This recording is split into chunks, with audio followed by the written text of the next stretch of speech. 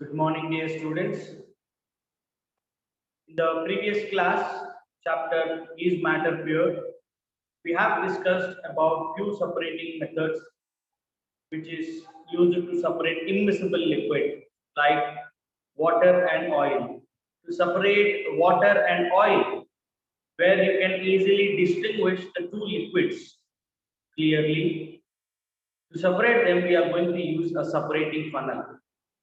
And if the question is asked in water and oil, which is going to be separated first? The answer will be water because water is more denser.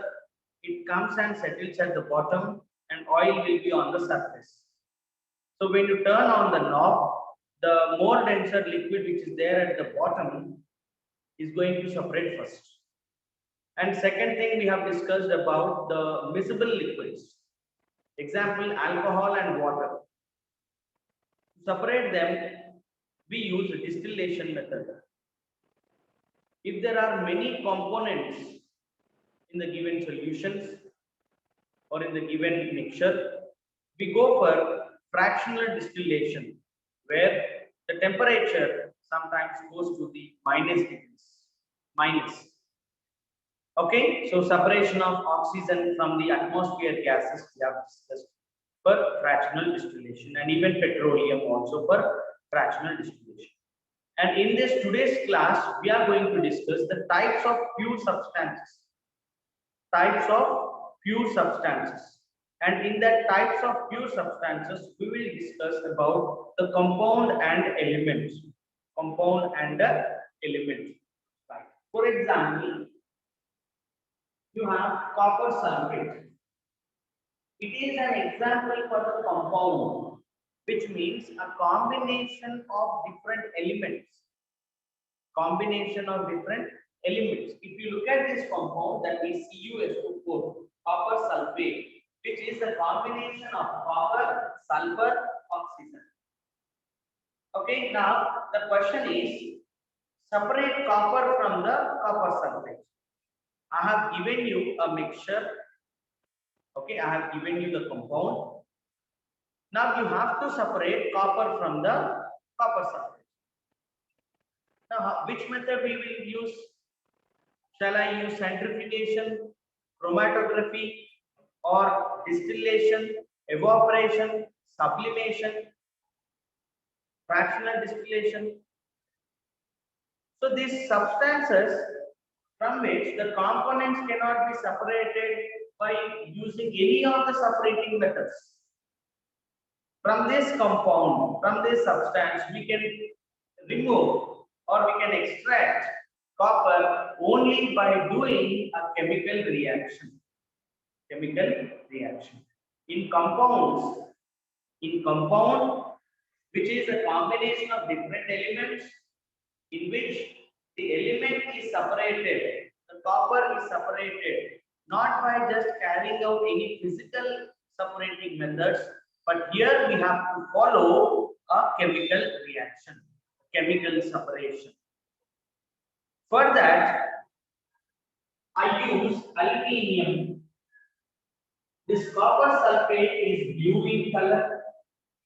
When I dissolve it in the water, I get a blue color liquid. Now I am reacting it with the copper sulfate. I take a beaker which is filled with copper sulfate, which is blue in color. I dip aluminium foil. Aluminium foil. I dip aluminium foil. Now recall the reaction that you have studied in the chapter metals and non-metals of class 8. In that, you will learn a highly reactive metal displaces less reactive metal from its aqueous solution. From its aqueous solution. Now, what is aqueous solution? The salt dissolved in water. Copper sulfate, which is blue color, powder, is dissolved in water. Now, it is called as what? Aqueous. I write AQ. Aqueous. AQ means what? Aqueous. Salt dissolved in water. Now, aluminium is highly reactive metal. I write the statement here. Aluminium is highly reactive metal. Okay, next. Copper is less reactive metal. Copper is less reactive metal. Now, in metal reactivity series, we studied that highly reactive metal displaces less reactive metal from its aqueous solution. Write the statement here. Highly reactive metal displaces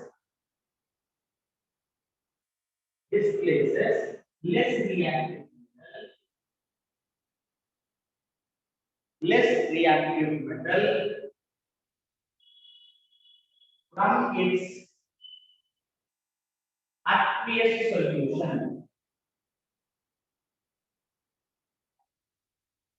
from its aqueous solution. From its aqueous solution. Okay, highly reactive metal displaces less reactive metal from its aqueous solution. From its aqueous solution. Now here aluminium is highly reactive metal. Aluminium is highly reactive metal. What it is going to do? It is going to displace copper from its solution to form aluminium sulfate. See here, aluminium is occupying the position of copper. Aluminium is occupying the position of copper. Copper is sent out. Now, the copper is separated from the copper sulfate. Now, copper sulfate color was blue. Now, what about aluminium sulfate? This is colorless. Now, where is this copper? We said copper is separated. Blue color is changed to colorless. Where is this copper? Where is this copper? This copper is going to deposit on the surface of the aluminium part. So this is copper sulfate. From copper sulfate, copper is separated. Copper is separated. Copper is separated and deposited on the surface of the aluminium. Deposited on the surface of aluminium. So this is how the metal or the element is separated from the compound or extracted. Now, if I want to break the copper more, or if I want to separate the symbol for the copper is Cu, is it possible to break that Cu into C plus U? No. So element means what? Element is the pure substance. Further breaking is not possible. The division of the element, division of the substance that is not possible is called as an element. Element is the substance which cannot be divided further. Which cannot be divided further. Okay, for example, look at here, I can separate copper from the copper. I can separate sulfur. I can separate oxygen. But we will reach a point, we will reach a stage where we cannot separate further. That stage, that thing or substance is called as an element. That is called as an element. So element is a substance where the division cannot be possible. Further division cannot be possible. So that is an element. Okay. Now what is a compound? Compound is a combination of elements. See here, CuSO4 is an compound. It is a combination of copper, sulfur, oxygen. But whereas copper, it is an element because division cannot be done. You cannot separate copper. You cannot separate, right? You cannot break it. You cannot break it down further. That is called as an element. Okay. Yes, dear students. So this is all about the compound and element. Compound is a combination of elements where you can break it, which is broken down to give the elements. But element is a substance that cannot be broken down further. For example, you can break water to give hydrogen gas and oxygen gas. You can break hydrogen gas to free hydrogens, hydrogen and hydrogen. But you cannot break it down further. That hydrogen cannot be broken down further. That is called as an element. In the chapter Is Matter Pure, table 4, under the activity 10, you have the differences between the compound and the mixture. The differences between the compound and the mixture. Please go through that differences between the mixture and the compound. Have a reading. What is a mixture? It's a combination of different substances, different components. And in that, the components can be distinguished clearly. Each and every component has its own property, its own properties. Whereas the compound, say for example, here you have the compound which is example copper sulfate, and here it is a combination of copper, sulfur and oxygen where you cannot distinguish the components. You cannot distinguish them. You cannot separate them physically. Right? For example, if I want to separate copper, it's not like separating sand grains from the rice. Right? It's not like removing the sand particles from the rice grains. So here I have to separate copper by using only a chemical process. Chemical process, not by any physical methods. By using a chemical reactions, I can separate the elements in the compound. So element is a pure form where it cannot be divided further, it cannot be broken down further. Okay, and coming to the scientists like Isaac Newton. Coming to the scientist Isaac Newton.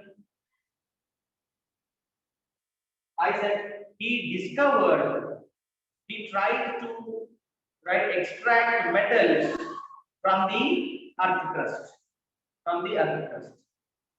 Right? He tried to remove or he tried to extract the metals from the earth crust.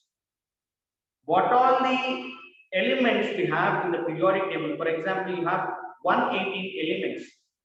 These 118 elements are categorized into metals, non-metals and metalloids. Metals, non-metals and metalloids. Okay, the 118 elements, and in that the major percentage is metals. So most of the elements are metal in nature. So scientist Isaac, he discovered or he extracted the metals from the earth crust. And the next scientist, that is Henning Brand. In the year 1669, he boiled urine to extract phosphorus, which is a non-metal. So the scientist Henning Brand, he boiled urine to extract phosphorus. And next, the scientist Humphrey Davy, he discovered the few elements like sodium, magnesium, and boron. Sir Humphrey Davy, scientist who discovered elements like sodium, magnesium, boron, and many. And the next scientist,